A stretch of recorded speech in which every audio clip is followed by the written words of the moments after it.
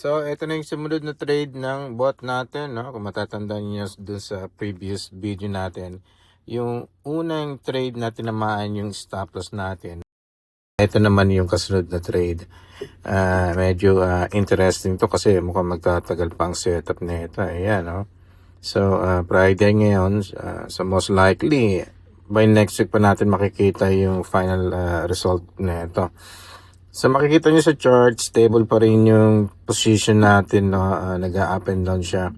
Hindi pa siya nagte-take profit and loss, pero kung makikita niyo sa presyo natin ay yun, no? Andito lang yung mga stop loss natin, no?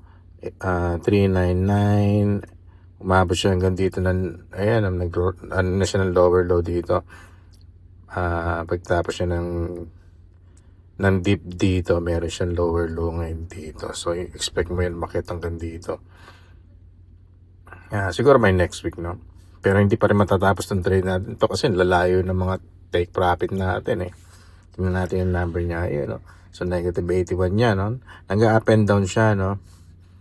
So, kung gusto nyo makita yung update na ito, make sure nakapalo kayo.